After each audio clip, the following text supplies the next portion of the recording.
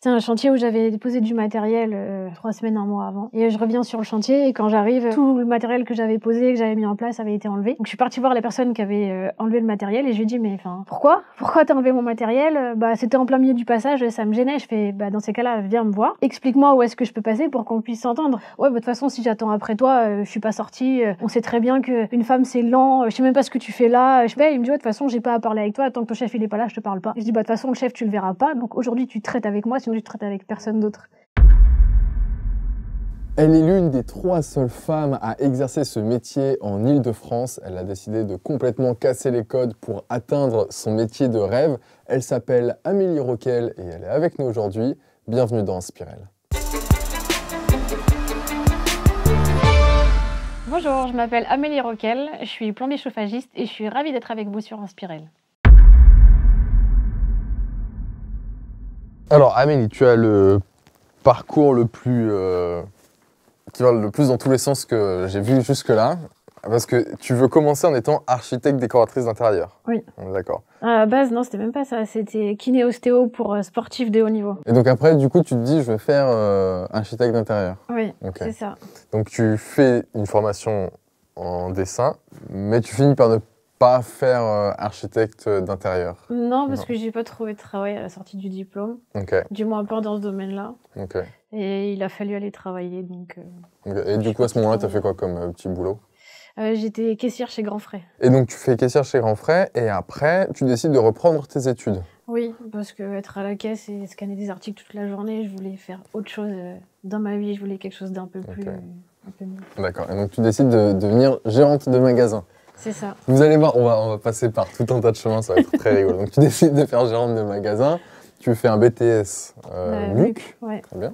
Je vends des téléphones et des abonnements Internet. Ok, et comment tu te retrouves à vendre des téléphones et des abonnements Internet? Par la formation, en fait, c'est une formation en alternance. Donc j'ai passé des entretiens pour une alternance et je me suis arrêtée. Mais, parce qu'il y a toujours un mais, ton fils naît. Oui. Donc tu quittes cet emploi. Oui, parce que les horaires que j'avais à ce moment-là, 10h, 20h ou autre, avec un enfant, c'était compliqué. Et donc après, tu décides donc de faire autre chose et de faire une formation en tant qu'assistante commerciale. Ouais, parce qu'en fait, j'ai cherché du travail justement en tant qu'assistante commerciale avec mon CV actuel. Ok. Et qui était le BTS MUC, du coup. C'est ça. Et comme il n'y avait pas la mention assistante commerciale sur mon CV, je me suis heurtée à plein de refus parce que c'était pas indiqué que je pouvais à chaque fois, les gens ils disaient ouais, nous on veut une personne qui a fait assistante commerciale sur son CV. Ok, donc tu dis bah, je vais faire assistante commerciale. C'est ça. Je vais faire la formation et je vais décrocher le poste que je veux. Ok, très bien. Tu fais cette formation et tu finis par trouver un stage. Dans une entreprise de plomberie chauffage. Ok, qui s'appelle comment? Du Feu. D'accord. En fait, j'étais pas sûr parce qu'elle m'a envoyé des infos et j'étais pas sûr si c'était en mode Du Feu, le nom de l'entreprise, ou si c'était juste en mode genre c'était trop stylé, c'était le feu, tu vois. C'est le nom de famille de mon responsable. D'accord. Du coup, il a donné son nom à l'entreprise. Et donc tu fais ce stage-là, alors ça te plaît? Parce que du coup, c'est quoi le domaine? C'est quoi? C'est du chauffage? De la plomberie et du chauffage. Plomberie, chauffage, sanitaire, climatisation. Et donc, du coup, tu te dis, bah, le domaine te plaît? Oui. Okay. En fait, c'est surtout l'équipe qui m'a plu. D'accord. Ça a été le travail en équipe, ça a été le fait qu'il y ait beaucoup de proximité avec tout le monde. On s'appelle toute la journée, on cale des rendez-vous, on communique vraiment toute la journée. Ça a été l'ambiance dans cette entreprise qui m'a plu. Tu te dis, ah bah en fait, finalement, le chauffage et la plomberie, ça me plaît bien. J'aimerais bien faire chauffagiste. J'ai fait un stage de 8 semaines. Après, je suis partie à la fin du stage. Il a fallu trouver du travail. Et après, t'es partie où? Je suis partie dans une autre entreprise de couverture étanchéité. Ouais. Pareil en tant qu'assistante commerciale, ouais. Ça s'est pas bien passé comme tu voulais. La fin, ça a été un peu compliqué. Okay. Et étant toujours en contact avec l'équipe de l'entreprise de plomberie chauffage, j'ai dit bah, j'aimerais bien changer parce qu'il y a une opportunité. Et elle m'a dit bah oui, l'assistante qui est en place actuellement va partir, donc si tu veux, il y a une place, le poste, postule et puis on voit ce qu'on peut faire. Donc là, tu repars chez Du Feu pour faire assistante commerciale. C'est ça. Et donc tu fais officiellement assistante commerciale chez Du Feu. Oui. Pendant combien de temps? Pendant un petit peu plus d'1 an. D'accord. Et après ces 1 an, tu décides de plutôt faire chauffagiste. Alors, c'était déjà un petit peu, pas dans les tuyaux, mais si, puisque dans le plomberie et le chauffage, c'était déjà un peu en pourparler où je demandais à aller voir sur le terrain ce qui pouvait se passer, etc. Et pourquoi moi, ça t'intéressait? Toi, tu disais dans ta tête déjà, bah tiens, peut-être que c'est un métier qui pourrait me faire kiffer, parce que je trouve ça intéressant. C'était plus pour pouvoir dépanner au mieux les clients et leur trouver une solution quand le planning il est vraiment overbooké. Ok, donc en mode, tu voulais mieux faire ton taf d'assistante commerciale. Ok, genre vraiment employé du mois. Après... Non mais attends, peut-être vraiment... pas quand même, mais... Non mais attends, quelqu'un qui se dit, genre c'est absolument pas ton job et tu te dis, bah tu sais quoi, allez, je vais aller sur place pour comprendre exactement comment ça marche, pour mieux faire mon job, genre c'est incroyable. Et donc du coup tu vas sur place et tu te dis, ah ouais, bah en fait ça me plaît bien les interventions, être sur chantier. Et donc là, à ce moment-là, tu leur communiques que bon, bah peut-être que t'aimerais bien essayer juste pour voir. Pas essayer juste pour voir, mais de se dire, est-ce que justement je pourrais pas en faire plus, étant donné que ça fait partie dans mes projets d'avoir mon entreprise sur le long terme. Du coup, ça pourrait aller avec, de se dire, je fais une reconversion, j'ai toutes les données qui vont avec mon parcours, et à ce moment-là, j'ai tout en main pour pouvoir plus tard monter mon entreprise ou autre. Ah oui, parce que je pense que le seul truc, du coup, parce qu'on est quand même passé de architecte à kiné, à, voilà, maintenant des chauffagistes, il y a un seul truc qui n'a pas changé pour l'instant, on y reviendra plus tard, mais c'est ton envie de créer ton entreprise. C'est ça. Pour l'instant, c'est le seul truc qui est... mon propre patron. Maintenant, ton poste officiel, actuellement, c'est chauffagiste. Plombier chauffagiste. Concrètement, il fait quoi un plombier chauffagiste? Il change des robinets, il change des baignoires, on installe des chaudières, on dépanne des chaudières, on installe des radiateurs, on dépose des radiateurs, on travaille sur tout ce qui est réseau de chauffage et réseau de plomberie. Donc il y a une fuite sur un tuyau, on intervient, il y a un WC qui est bouché, on intervient, une cuisine qui s'écoule mal, on intervient, un robinet qui tient pas bien, on le change. Et pareil, tout ce qui va avec le chauffage, radiateur, chaudière, ballon d'eau chaude. Est-ce que du coup, quand tu vas faire tes entretiens de chaudière, t'as des clients à 8h30 ou 8h45 qui te disent « Mais attends, t'es une fille, comment tu vas faire mon entretien de chaudière ?» Oui, ça m'est déjà arrivé. Ou alors « Ah, je m'attendais à un monsieur, ça fait bizarre de voir une dame. » Ok. Et déjà, toi, comment est-ce que tu réagis quand on te dit ça? Bah, je lui demande si ça le dérange ou pas. Ah oui, et s'il dit ça dérange, ah bon bah, hop, je rentre pour prendre rendez-vous. Non, c'est pas dans tous les cas, je suis là, c'est moi qui étais prévue, mais généralement ils sont prévenus, mais elle va dire, ma responsable qui est au téléphone et qui cale l'activité, va dire, ah bah je vous envoie la technicienne vers telle heure, et généralement c'est, ah c'est une dame, du coup, mais enfin, des fois ça peut être, mais par contre, la chaudière, elle est en haut.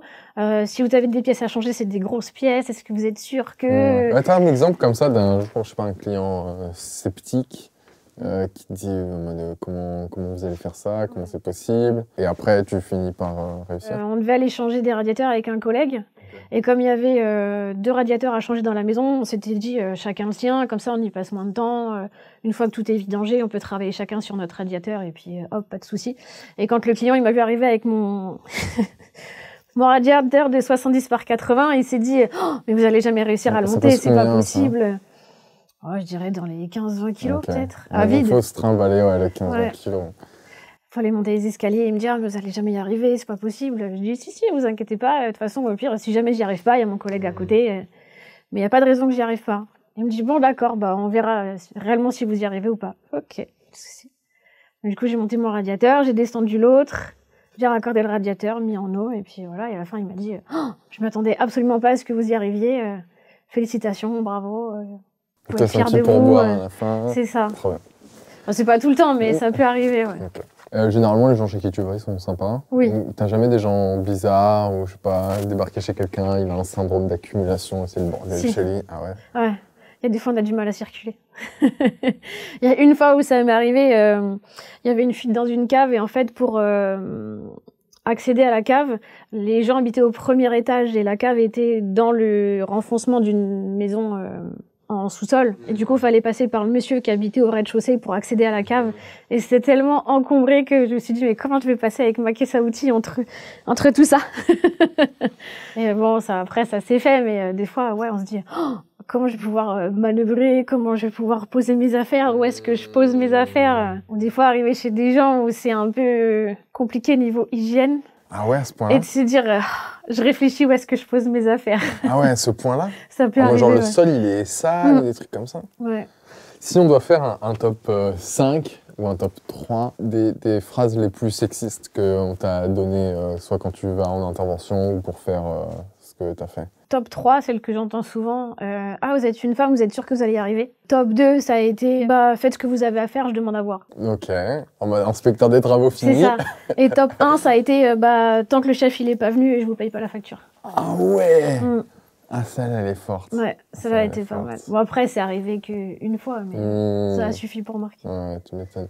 Et est-ce que, du coup, il y a quelqu'un qui t'a déjà lâché une phrase comme ça et toi, tu pars en quart de tour ou tu réagis fort? Ça m'est arrivé une fois, Ok. ouais. Sur un chantier où je suis arrivée... c'était un chantier où j'avais déposé du matériel 3 semaines, un mois avant. Et je reviens sur le chantier et quand j'arrive, tout le matériel que j'avais posé, que j'avais mis en place, avait été enlevé. Donc je suis partie voir la personne qui avait enlevé le matériel et je lui ai dit, mais enfin, pourquoi t'as enlevé mon matériel? C'était en plein milieu du passage, ça me gênait. Je fais, dans ces cas-là, viens me voir. Explique-moi où est-ce que je peux passer pour qu'on puisse s'entendre. Ouais, de toute façon, si j'attends après toi, je suis pas sortie. On sait très bien que une femme, c'est lent. Je sais même pas ce que tu fais là. Je sais même pas pourquoi tu gardes... Enfin, en gros, qu'est-ce que tu fais ici? Pourquoi t'es pas derrière ta cuisine, tu vois? Et j'ai regardé et j'ai dit, mais... Enfin, pour qui tu te prends, tu vois? Si moi, je suis pas derrière ma cuisine, toi, pourquoi t'es pas autre part, en fait? Pourquoi t'es là? Pourquoi tu prends mal les choses? Pourquoi tu me parles comme ça? Pourquoi tu me manques de respect? Il me dit, ouais, de toute façon, j'ai pas à parler avec toi. Tant que ton chef, il est pas là, je te parle pas. Et je dis, de toute façon, le chef, tu le verras pas. Donc aujourd'hui, tu traites avec moi, sinon tu traites avec personne d'autre. Et le ton est un peu monté. À quel point est-ce que le ton est monté? Alors, on a fini front contre front. Ah ouais, t'as fait des fronts dans les escaliers du chantier. Contre front. Ouais. Ça me termine. Et Ça me termine. bon, faut pas le faire, hein, c'est interdit, vraiment, c'est prohibé. Mais enfin, je suis quelqu'un, je déteste le manque de respect. Et là, ça a été un cran où vraiment, je me suis dit, enfin, c'est pas possible, tu vois, ça peut pas arriver. Ça s'est fini comme ça et j'ai dit, ok, tu sais quoi, je prends du recul, je sors 5 minutes, on en reparle plus tard. Reste là où t'es, je vais aller faire un tour et je reviens. Parce que vraiment, j'étais... Enfin, ça m'avait vraiment monté les nerfs très, très, très, très haut. Et pour que j'en arrive, moi, front contre front, enfin... Face à quelqu'un, vraiment, faut vraiment que tu m'aies monté les nerfs très, très haut. Je peux être quelqu'un d'impulsif, ça arrive. Je suis une fausse calme, comme on dit. Mais là, d'en arriver à ce point-là, non, jamais. Et après... on prend 5 minutes, on se pose, on va boire un café, on redescend. Et après, on a fini par confronter nos points de vue une fois qu'on était redescendus tous les deux. Et on s'est dit, ok, on est peut-être parti un peu vite, un peu loin. Ah ouais, un petit peu. Et puis, on a fini par mettre les choses au point. Et puis, la situation s'est arrangée. Mais ça a été un moment où ça a été fort. Ouais. Ok. Mais du coup, ça exprime quand même à quel point tu considères qu'il faut pas laisser passer les manques de respect. Non, faut pas se laisser marcher dessus. Jamais. Au front contre front, c'est peut-être pas une bonne idée. Non, du tout. Mais exprimer son désaccord et maintenir son désaccord, quoi qu'il en coûte, sans aller jusqu'au front contre front, c'est ce qu'il faut faire, quoi. Parce faut assumer son point de vue, en fait. Et de se dire, enfin, j'ai ma place, je suis légitime comme tout le monde. C'est pas parce que je suis une femme, entre guillemets, dans un métier d'homme. Enfin, j'aime pas même le métier homme. C'est dans un monde masculin, je dirais, plus ce terme-là. On a notre place, on est légitime, on sait faire les choses comme tout le monde. Si on est arrivé sur le terrain, moi je sais que si j'en suis là aujourd'hui, c'est qu'à un moment donné, mon chef, il m'a fait confiance. Donc si lui me fait confiance, pourquoi les autres corps d'État ou pourquoi les clients, eux, n'auraient pas confiance là où lui, entre guillemets, me laisse la responsabilité? Tu vois, quand il m'envoie chez les clients et que je fais des entretiens de chaudière, qu'on change une chaudière, que je change un ballon d'eau chaude ou autre, il nous donne la carte, si tu veux. Il te donne la carte de tu vas faire l'intervention, j'ai confiance en toi, fais-le, je passerai pas derrière pour contrôler. Donc si on est légitime à ce moment-là, on est légitime dans n'importe quelle situation. Tant que lui, il estime pas qu'il y a besoin d'un contrôle de sa part, ce sera pas contrôlé. Parce qu'il a confiance en nous. Et est-ce que quand tu as fait tes études, les gens étaient comment, en mode normal, pareil, en mode un peu bizarre que tu veuilles être une fille, enfin que tu sois une fille et que tu veuilles faire ça? Parce que, alors tu m'as quand même dit que ça faisait 10 ans que dans ton CFA, il n'y avait pas une fille qui avait fait ça. Qui avait fait des études en chauffage. Ouais. Ça c'est quand même fort, genre vraiment... Bah puis enfin une fille de mon âge entre pris guillemets. Une tradition là. C'est ça. j'ai cassé les codes encore une fois. Du CFA, ça fait 10 ans qu'il n'y a pas eu une fille dans mon CFA. Enfin une fille en chauffage parce que des filles en peinture, en menuiserie ou autre, il y en avait. Et en chauffage, ouais, ça faisait 10 ans qu'il n'y en avait pas eu. Et de mon âge entre guillemets, parce que les 3 quarts des gens qui sont au CFA, ils ont entre 18 et 25 ans grand max. Moi j'ai fait ma reconversion, j'avais 32 ans, donc c'était encore autre chose. Alors d'ailleurs, du coup, quel conseil est-ce que tu donnerais à une fille qui est dans un domaine même en dehors d'un domaine masculin, et qui subit des discriminations comme ça? Ou enfin juste, parfois, en fait, c'est pas nécessairement genre méchant directement, mais en fait, les gens n'ont pas conscience que ce qu'ils disent, c'est stupide. Non, puis il peut y avoir des petits pics aussi. Ouais. De dire, ah, t'es une fille, voilà, qu'est-ce que tu fais là? Comment réagir à ça? Bah après, moi, j'ai un autre caractère, donc... Non, j'irai pas jusqu'à la bagarre, mais de dire, moi, je suis une fille, je fais un métier d'homme, ok, dans tous les cas, j'y arriverai, en fait. Je suis là et je vais te prouver, toujours avec le sourire, bien sûr, je vais te prouver que je vais y arriver, en fait. Et tu m'en crois pas capable, assis-toi, regarde, et je vais te prouver qu'on peut le faire, tout simplement. Donc c'est en mode ne pas douter de soi ou de ses capacités, parce que ça, c'est un sujet parfois... Après, on peut douter, mais il faut pas le montrer. Ok. On met le masque, je dirais. Poker face. C'est ça. Et c'est à ce moment-là, je suis debout, je suis là, je montre les choses. Et quand je suis chez moi, j'extériorise tout ce que je peux extérioriser. Mais vraiment, sur le moment, je me démonte pas, je suis là et je vais te montrer que je vais y arriver. Déjà, je pense que c'est bien que tu dises que même toi, qui acceptes ce que tu fais, et t'as la niaque et tu le fais, quand tu te retrouves dans des situations comme ça, t'es en mode, ça fait chier. Oui. Mais bon, ok, j'accepte que ce soit pas forcément agréable et je montre que je suis plus forte que ça. Et que je ne me laisse pas déstabiliser, même si sur le coup, naturellement, tu te prends un peu ce pic au cœur et que après, il faut le surmonter. Ok, trop bien. Tu as aussi élevé ton enfant en même temps que tu faisais cette reconversion. Déjà, tu travaillais pendant ta grossesse? Oui. Ok. Donc tu montais des trucs, etc. J'étais pas plombier chauffagiste au moment où j'étais enceinte, je travaillais dans la téléphonie. Mais ça m'arrivait de recevoir des colis avec des livraisons de matériel.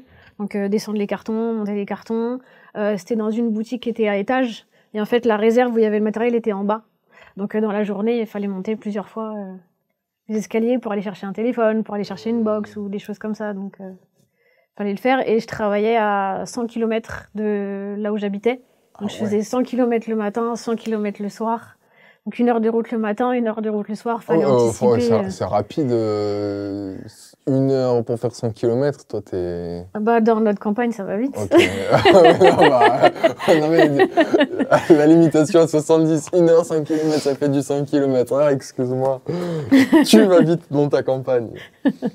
Et du coup, comment tu gérais après? Alors une fois que la grossesse est passée, que tu as mis ton fils au monde, comment tu gères toi le fait de travailler? C'est une organisation, il faut mettre une routine en place pour pouvoir s'accorder des moments ensemble, des moments de travail, des moments où j'ai besoin d'être moi aussi, tout simplement, le soir de se retrouver en tant que femme. Moi, mon cerveau s'est arrêté à 25 ans, donc je reste quand même un peu une jeune fille dans l'âme, mais j'ai besoin des moments où je cloisonne en fait. C'est le moment où je suis, le matin, je suis avec mon fils, c'est son moment, c'est notre moment à nous. La journée, je travaille, donc je suis à fond dans mon boulot. Je vais le chercher le soir à l'école, c'est pareil, c'est son moment à lui. Et une fois qu'il est couché, c'est mon moment à moi. Avec toutes les tâches qu'incombent après sur le reste. Maison, etc. C'est ça. Parce que ça, c'est un autre sujet, je pense que tu peux avoir un retour d'expérience intéressant dessus. Il y a pas mal de femmes, naturellement, elles se disent, j'ai mon enfant, ça devient ma priorité. Et qui se délaissent elles-mêmes pour le bien-être de leur enfant, surtout quand il y a des difficultés. Imaginons le couple, ça ne va pas, parfois ça va avoir un impact sur l'enfant, et du coup, la mère derrière, elle va redoubler d'attention sur l'enfant en s'oubliant elle-même, et du coup être malheureuse par rapport à ça. Toi, comment est-ce que tu gères ces choses-là? Pour toi, ça reste vraiment important et même primordial pour une femme qui a un enfant de toujours garder du temps pour soi en tant qu'être humain? Oui, c'est important parce qu'il faut d'abord être bien avec soi-même pour pouvoir être bien avec les personnes qui nous entourent. Et ça, c'est quelque chose que j'ai appris au fur et à mesure du temps. Mais il faut aussi savoir faire de soi sa priorité. Ça veut dire, aujourd'hui, je suis pas bien, c'est ok, c'est pas bien aujourd'hui, c'est pas grave, demain ça ira mieux, je vais relever la tête. Je me pose 1 heure, 2 heures, je prends la soirée pour moi, je laisse les tâches de la maison.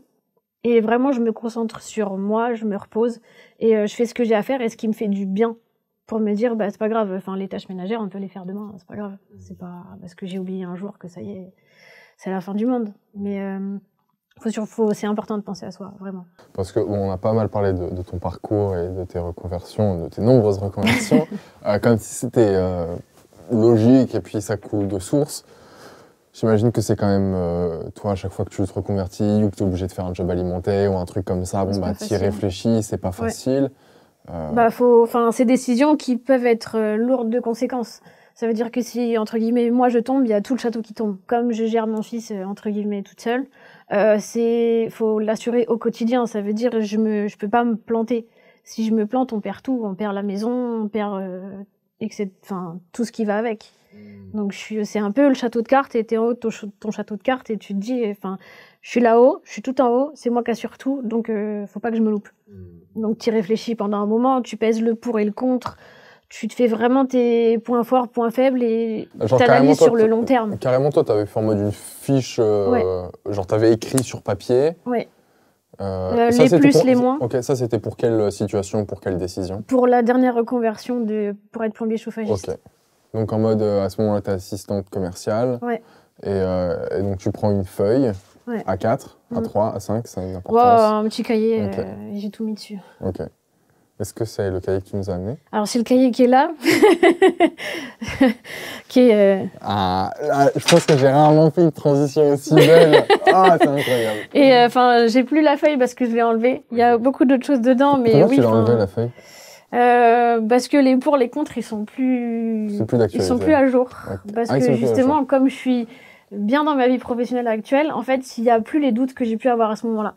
Ça a été, moi j'avais peur, si tu veux, à la reconversion, de me dire est-ce que je vais être capable d'y arriver? Est-ce que mes proches ils vont me soutenir? Est-ce que si j'ai besoin d'aide, je vais pouvoir trouver les épaules sur lesquelles j'ai besoin de me reposer?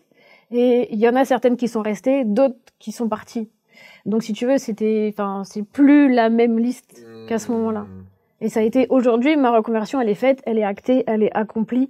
J'ai eu mon diplôme, avec mention très bien. Il y a eu d'autres réalisations qui ont lieu à ce moment-là aussi. En fait, si tu veux, c'était un moment où, quand j'ai fait cette fiche, j'avais beaucoup moins confiance en moi qu'à l'heure actuelle. Et tout ce qui s'est passé justement pendant cette année, 1 an et demi de formation, presque 2 ans, je me forme encore aujourd'hui, je suis plus loin d'être accomplie à 100%. Mais ça a été un révélateur et j'ai vraiment pris confiance lors de cette formation en me disant, ok, là je l'ai fait, j'ai accompli ça, et ben aujourd'hui je suis bien dans mes baskets, je suis bien dans mes pompes et je suis sur le chemin de ma réussite personnelle. J'installe mes petits pions et au fur et à mesure, j'avance. J'ai monté une marche, j'en ai monté une deuxième, je vais remonter une troisième, mais il y en aura encore plein d'autres en fait. Et qu'est-ce qui fait qu'à l'époque, tu n'avais pas la confiance en toi que tu as aujourd'hui et comment tu as obtenu la confiance en toi que tu as aujourd'hui? Ça a été par les épreuves par lesquelles je suis passée, en fait. Justement, les moments de doute où tu te dis, ça fait 6 mois, on fait le bilan au bout des 6 mois, j'en suis là. C'est pas vraiment là où j'aurais aimé être, j'aurais aimé faire plus. Et du coup, tu fais le bilan au bout des 6 mois et tu te dis, ok, là, je pars en vacances. Quand je reviens des vacances, j'en fais plus, j'avance plus haut, j'avance plus loin, pour vraiment te donner les moyens à 100% d'arriver à ce que tu veux faire. Et il y a eu des moments de doute, il y a des moments où je suis rentrée chez moi, je pleurais, je me disais, c'est bon, je vais pas y arriver, c'est trop compliqué, c'est dur, je suis fatiguée, c'est éreintant. À ce moment-là, tu avais quelqu'un avec qui partageait ça, ou tu gérais vraiment seule? Ouais, je partageais beaucoup avec ma famille, ma grand-mère surtout, ma grand-mère, mon oncle, et avec ma responsable, parce qu'on a un peu plus qu'un lien de vraiment employé. C'est cool, ça. Et c'est elle justement qui m'a boostée, qui m'a poussée et qui m'a dit tu mets les pieds dans quelque chose de tellement plus grand que ce que tu penses, il y a que toi qui peux le faire, donc assure. Si tu as besoin, on est là, on te rassurera, on te donnera des conseils, on te donnera plein de choses pour que tu y arrives. Mais toi, donne-toi aussi les moyens d'y arriver. Alors, ton fameux cahier. Un de tes objets fictifs, tu nous en as ramené plusieurs. Il correspond à quoi ce cahier? C'est le cahier dans lequel je note tout. Okay.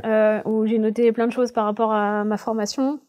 Quand j'apprenais des choses, si tu veux, je prenais des notes sur mon téléphone dans un premier temps et je les retranscrivais après dans mon cahier en me disant généralement, les gens font l'inverse. Les gens, ils sont en bout de papier, ils écrivent, après ils le mettent sur le téléphone pour l'avoir bien partout. Non, j'avais besoin de réviser le soir à la maison, donc j'avais toujours mon cahier. Et donc ça, c'est le cahier que tu as utilisé pendant tes études? Que tu l'utilises encore même? Oui, ça m'arrive de m'en servir encore. Pendant les études, non, j'avais vraiment des cahiers de cours où j'écrivais dedans, des choses comme ça. Là, c'est vraiment celui où, quand j'ai un doute, c'est là. Est-ce que j'ai le droit de regarder quelques pages ou pas? Non. Ok. On n'a pas le droit de regarder. C'est une petite note perso. Pas de souci. Alors, tu nous as amené autre chose aussi.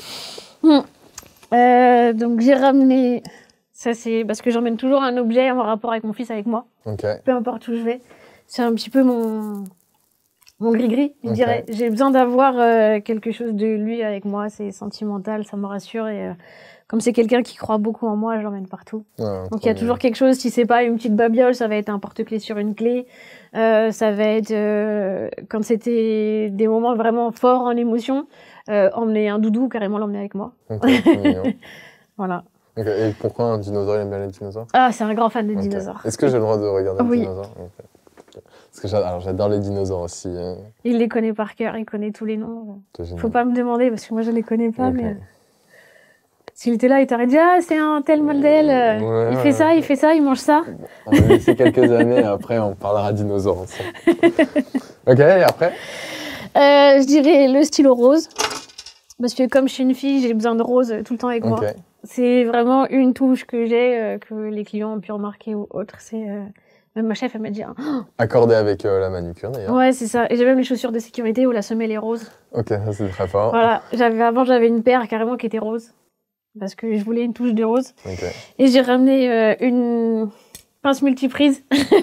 Ça vient de ma caisse à outils. Et ça fait partie des outils que j'utilise au quotidien. Après, pas que dans la plomberie, on peut s'en servir dans plusieurs métiers, mais voilà. Ça fait partie de ma caisse à outils. C'est très rigolo. J'avais hésité avec la clé à molette, mais je me suis dit... Ça, c'est plus représentatif, tu crois? Non, c'est un outil comme un autre, mais on s'en sert beaucoup. Quand la clé à molette passe pas, on rentre la clé multiprise. Parce que la clé à molette, elle a qu'une seule taille? Tu peux la régler avec une roulette, mais il y a un diamètre, si tu veux... Comment je pourrais t'expliquer ça? Tu vois, là, quand tu l'ouvres, tu prends un diamètre différent. Alors que de base, la clé à molette, tu viens régler en fait un petit pas de vis qui est à l'intérieur, mais de base, tu as toujours ce diamètre-là. Ok. Merci beaucoup pour ce partage d'objets préférés. On a du coup pas mal parlé de ton parcours, comment t'en es arrivé là. Maintenant, on va faire une petite transition pour parler de certains événements marquants de ta vie. Alors, j'ai cette petite vidéo pour toi, je te laisse lancer le play et tu me diras ce que ça représente pour toi. À découvrir le trophée de diamant.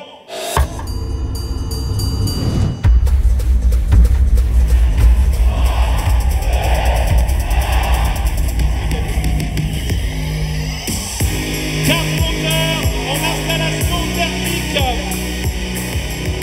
Bravo, venez sur scène nous rejoindre. Pendant que nous regardons ce film, vous êtes les lauréats Trophée Diamant 2024. Bravo!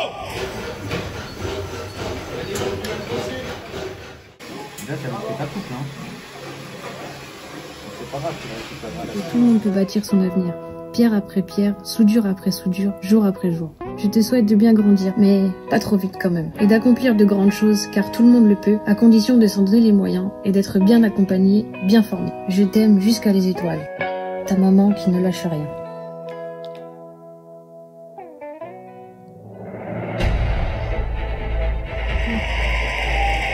Le trophée de diamant 2024, le rêve, tu peux faire un triomphe. C'est marrant, on me voit déjà pleurer. Félicitations. Romuald, pourquoi ce film a-t-il Alors, donc c'était avec ton petit fiston sur scène. C'est ça. Comment t'as vécu ce jour-là? Est-ce que déjà tu peux nous expliquer à quel moment est-ce que toi t'as voulu participer au concours? Alors on avait déjà fait une vidéo avec le CFA pour la journée de la femme, parce que comme il y avait très peu de femmes dans le CFA, j'avais été interviewée à ce moment-là. Et après en fait, il y a un nouvel intervenant qui est arrivé qui gérait tout ce qui était la partie entre guillemets CDI, qui s'appelle Mathias. Mathias, tu passes par là, merci. Il m'a dit, j'ai vu les interviews que tu as fait avec le CFA. J'aimerais bien qu'on en fasse une autre. Donc, on avait fait une autre interview ensemble où on a appris à se connaître mutuellement. Et derrière, il m'a dit, il y a eu un nouveau projet qui s'appelle « Je filme ma formation sur parcours métier ». Et il m'a dit, j'aimerais bien vraiment que tu participes. On filme les aspects d'un métier en racontant ce qu'on fait dans la journée ou des choses comme ça. Et... en fait, Mathias me l'a proposé en me disant j'aimerais bien que tu le fasses, mais sous forme de lettre écrite à ton fils. Moi, je me suis dit bon, ok, pas de souci, on fait ça. Sauf que je savais pas trop comment amener la chose. Et en fait, en rentrant le soir, je me suis posée à table avec mon fils. Il a sorti la petite boîte avec ses raccords, tout ça. Et ça a été l'inspiration où j'ai eu le texte qui est venu. Ok. C'est lui qui te dit je t'aime jusqu'à les étoiles? Oui. Quand il va se coucher le soir. Trop ou quand un jour il voit que je suis un peu fatiguée ou j'ai pleuré dans la journée parce que la journée a été dure. Il me regarde, il fait maman. Je dis qu'est-ce qu'il y a? Il me dit tu sais que je t'aime jusqu'à les étoiles. Et tu t'attendais à gagner? Non, vraiment pas. On a participé à la vidéo, on s'est dit allez, on fait la vidéo, on envoie, on verra bien ce que ça donne. Si ça fonctionne, tant mieux. Peu importe le prix qu'on aura, on verra bien ce que ça va donner. Et si ça fonctionne pas, c'est pas grave, on aura un bon souvenir tous ensemble. Et il m'a dit t'auras une vidéo à montrer à ton fils plus tard, quand il sera plus grand, des souvenirs de ta formation. Et on s'est retrouvés parachutés. Première place, trophée de diamant, ça a été... Devant 2500, 3000 personnes. Ouais, ça a été oufissime. Les émotions et tout, c'est... Même en revoyant la vidéo, les émotions, elles sont toujours là. Bon, j'ai arrêté de pleurer depuis. T'as eu le temps de pleurer, C'est ça, ouais. Trop bien. Le jour même, ouais. Je voulais revenir aussi un peu sur le moment où t'as vraiment fait ta reconversion, parce que je pense que ça aidera à inspirer pas mal de personnes qui sont dans une situation similaire. T'avais peur, toi, du regard des autres par rapport à ce que t'allais faire? Oui. T'avais peur du regard des autres par rapport à quoi? Par rapport au fait que tu te reconvertisses et que c'est pas forcément hyper accepté ou hyper bien vu de se reconvertir 12 milliards de fois dans sa vie. Ou est-ce que c'était parce que, en plus de ça, tu te lançais dans un domaine majoritairement masculin? Il y avait les deux. Ok. Et de se dire, est-ce que, en tant que femme, je vais y arriver? Est-ce que je vais réussir à faire ma place comme j'ai envie de la faire? Et est-ce que je vais être acceptée de par le fait que je suis une femme dans un milieu masculin, en fait? Est-ce qu'il faut faire sa place au quotidien, dans tout, à chaque fois? Et de se dire, est-ce que je vais réussir à faire ma place pour que justement je sois, pas légitime, parce que j'aime pas ce mot-là, mais que je puisse être comme tout le monde, en fait. Qu'est-ce qu'ils t'ont dit, tes parents ou tes proches, quand tu leur as dit, je veux faire ce travail-là? Ça a été, est-ce que tu vas être sûre d'y arriver? Parce que c'est quand même un métier qui est pas super propre, qui est difficile, il y a des charges lourdes. Est-ce que c'est quelque chose que réellement t'as choisi ou est-ce que tu le fais parce que t'es dedans et du coup tu te sens un peu influencé par je suis le mouvement, j'avance, etc. Et là, ça a été de prouver réellement que non, c'était un choix, que c'était ma volonté. Et pareil, comme ce qu'on disait tout à l'heure, j'ai pas cherché tout de suite à affirmer mon choix. Ça a été, je fais ma formation, j'arrive au bout, j'obtiens mon diplôme. Et moi, j'aime bien cette phrase qui dit que la réussite se fait dans le silence, en fait. Et les actes prouvent réellement que t'as réussi. Et ça a été ça. Ça a été, j'ai rien dit pendant 1 an et demi. J'ai serré les dents, je me suis accrochée, j'ai été même plus haut que ce que je pensais faire. Et c'est là où je me suis dit, je leur ai prouvé que j'avais réussi. Et justement, par le trophée de diamant, ça a été, oh, t'as fait ça? Mais comment t'es arrivé jusqu'à là? Comment t'es venue l'idée de faire ça? Comment ça a été monté? Mais t'as eu la première place, mais c'est fou. Toi qui viens d'un tout petit endroit, de par ton parcours, oui, un peu atypique, mais ça a été vraiment waouh. Après, il y a quand j'ai eu mon diplôme avec la mention, là ça a été ah ouais, donc t'as encore mis la barre plus haut. Ok, on est là. Il y a eu des pots de remerciements, il y a eu la remise des diplômes pour ceux qui avaient eu des mentions. On a eu les podiums de l'apprentissage. Je montais sur la première marche. Les proches étaient pas là parce qu'ils pouvaient pas être là, mais les gens de mon entreprise, eux, y étaient. Et ça a été de dire waouh, je suis sur la première place. Je me suis donné les moyens d'y arriver et je prouve à tout le monde que je suis une fille, je suis sur la première place et je suis devant tout le monde, en fait. Et du coup, qu'est-ce que tu pourrais donner comme conseil à une personne qui a peur de se lancer à cause du regard des autres ou la peur de ce que les gens vont penser? Parce qu'en fait, finalement, ce qui fait peur, c'est de se dire, je me suis planté, les autres avaient raison, et du coup, ils vont me le rappeler pendant les 5 prochaines années. 5, t'es gentil. Ouais. Ou jusqu'à ce que tu fasses ce que eux te disent de faire. C'est ça. En fait, c'est à partir du moment où on casse les codes et on rentre pas dans... Moi, j'appelle ça rentrer dans le moule. À partir du moment où tu rentres pas dans le moule, tu fais pas les choses comme eux, ils aimeraient que tu le fasses, tu t'exposes à toutes les critiques possibles et inimaginables. Et c'est là où il faut se dire, dans tous les cas, moi, c'est ce que je veux, en fait. Donc, je vais m'y tenir, je vais y arriver, je vais me donner les moyens de le faire, et je vais réussir, et je veux leur prouver que même si eux, ils y croient pas, moi, j'y crois. Et c'est ça le plus important, en fait, c'est de toujours s'accrocher à ses rêves, s'accrocher à ce qu'on a envie de faire, parce que quelque part, c'est la vie que on a envie de faire nous-mêmes qu'on se construit, en fait. C'est pas eux qui vont la construire pour nous. Quand t'es entre tes 20 et 30 ans, genre, c'est vraiment le moment pour expérimenter si tu veux expérimenter. Après, tu peux toujours le faire, peu importe ton âge, en fait. Ouais, il y en a qui font des reconversions quand ils ont 50 ans, soit parce qu'ils n'ont pas le choix, parce qu'ils ont eu un accident dans le travail, et dans ces cas-là, ils n'ont pas d'autre choix que de se reconvertir. Mais des fois, ça fait des super reconversions, et ça fait des super beaux parcours, de dire, pendant 30 ans, j'ai travaillé à tel endroit, aujourd'hui, je fais ça, et que ce soit complètement décalé, en fait.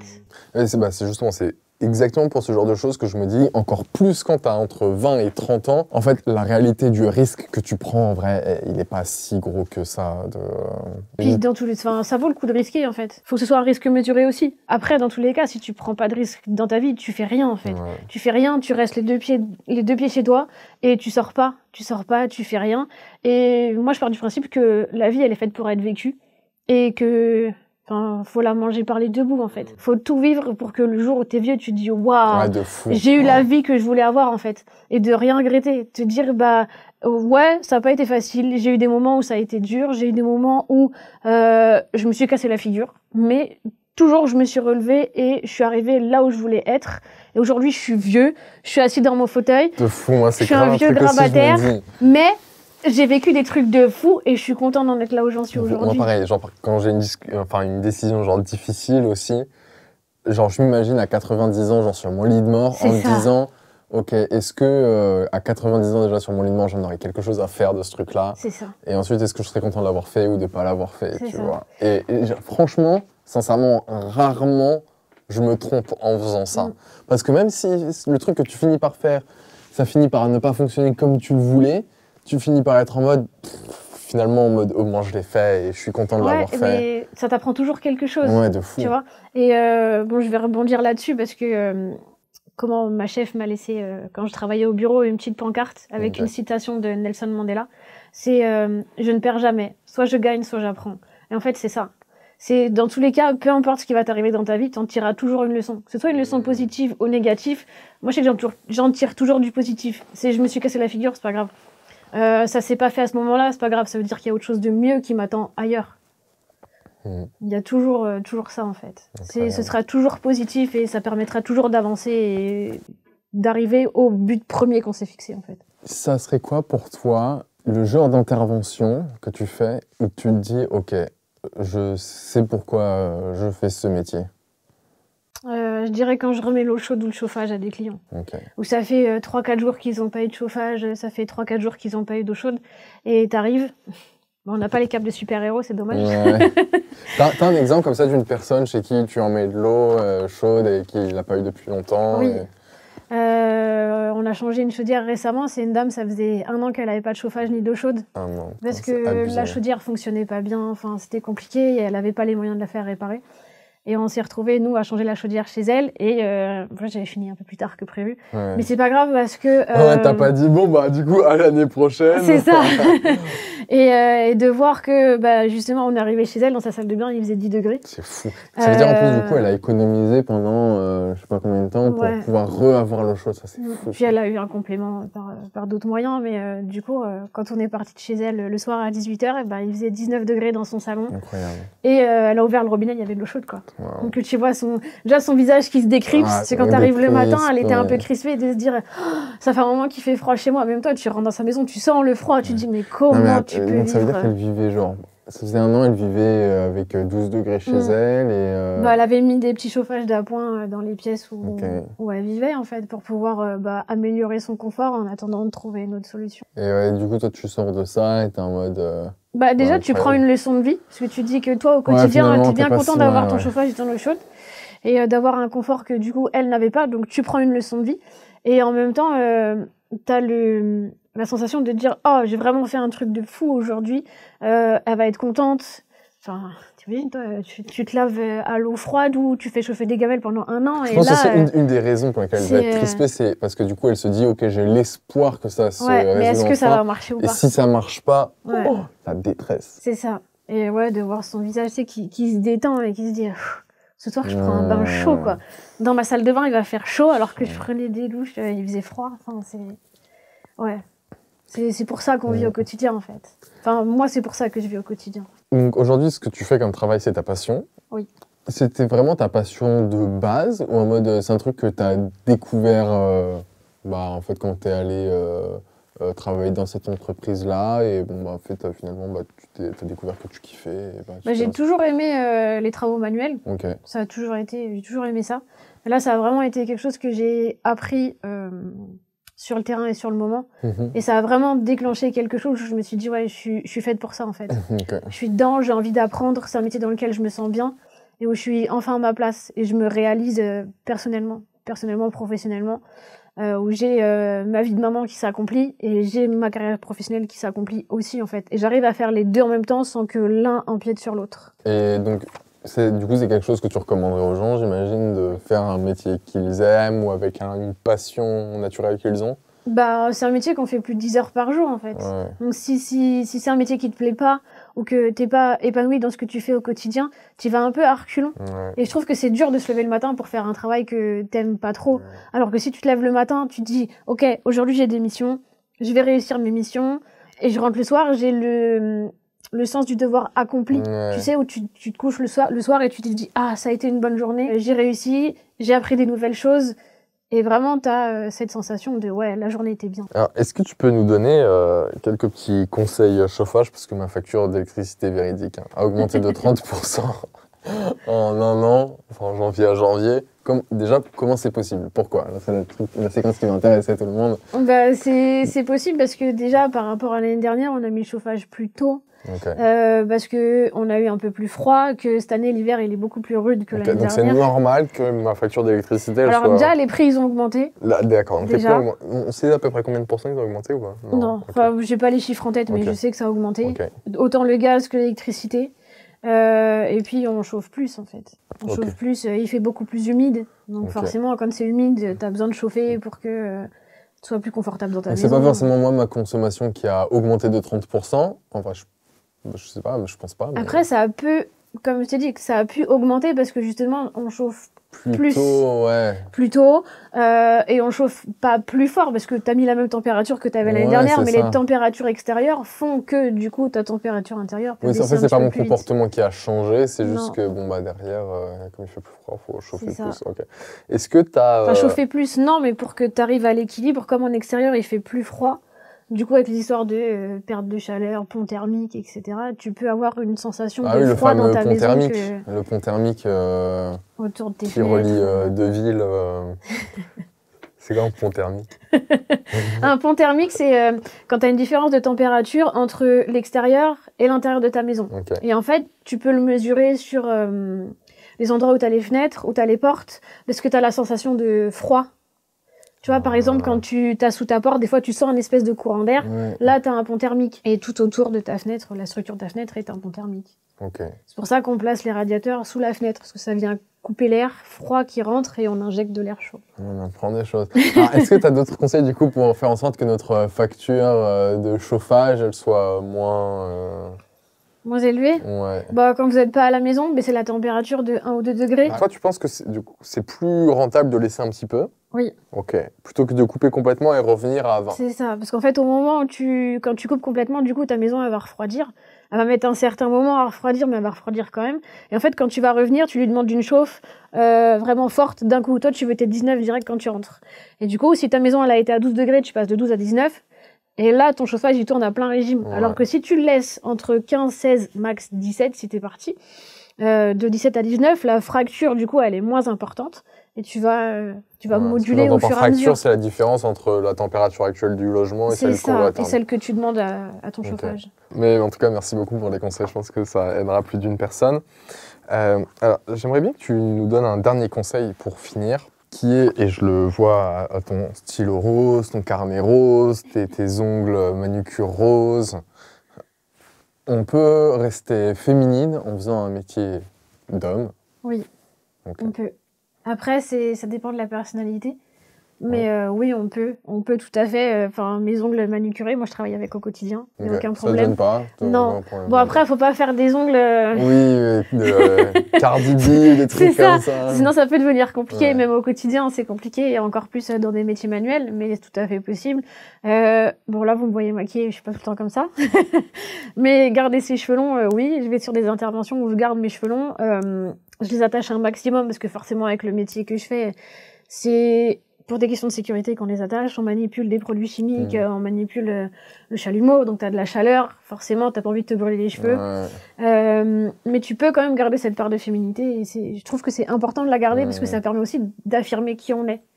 Moi, ça me permet d'affirmer que je suis une maman, je suis une femme avant tout, et je suis une femme dans un métier d'homme, donc j'affirme aussi ma position de femme de par, entre guillemets, pas ses attraits, mais si tu veux, c'est des traits de féminité que j'ai envie de garder, parce que je suis une femme dans un métier d'homme, justement, et parce que ça fait partie de moi, en fait, et je dois pas me changer pour rentrer dans une catégorie de métier. Et du coup, si tu devais donner un dernier conseil à une fille qui veut se lancer dans un métier où il y a majoritairement des hommes et qui a peur pour le regard des autres, qu'est-ce que tu lui dirais? Que faut s'accrocher, il faut pas lâcher, et que le plus important, c'est notre réussite à nous, peu importe ce que les gens ils en disent et peu importe ce qu'ils en pensent, en fait. C'est toi ce que tu vas faire, il faut te réaliser toi avant de laisser les autres te dire ce que tu dois réaliser, parce qu'ils seront pas là après. Une fois que tu as fermé ta porte et que tu es chez toi, il y a personne qui est là. Il faut savoir s'entourer de personnes bienveillantes aussi, c'est important. Moi, je sais que j'ai trouvé, de par mon équipe et mes responsables qui m'ont beaucoup poussé à avancer, à aller chercher toujours plus loin, qui sont bienveillants au quotidien, ma famille aussi qui est présente. Et de se dire, faut être entouré, parce que pour les moments de doute, faut qu'il y ait quelqu'un qui soit là. Parce que quand ta porte elle est fermée, il n'y a plus personne qui est là en fait. Donc faut que tu aies du soutien à des moments donnés et te dire, si ça va pas, j'ai quelqu'un que je peux appeler, je peux prendre du réconfort et relâcher un peu. C'est important. Incroyable. Aussi. Encore merci, Amélie, d'avoir partagé tout ça avec nous. C'était hyper intéressant. En guise de petit cadeau, tu repars avec ce magnifique mug Inspirelle. Merci beaucoup. Tout propre. Un souvenir en plus. Encore merci à tous d'avoir regardé cette vidéo jusqu'au bout. Vous pouvez nous retrouver sur tous les réseaux sociaux, que ce soit sur Instagram, YouTube, TikTok, Snapchat. On est aussi en format audio, format podcast sur Spotify. Et on se dit à très vite dans un nouvel épisode d'Inspirelle.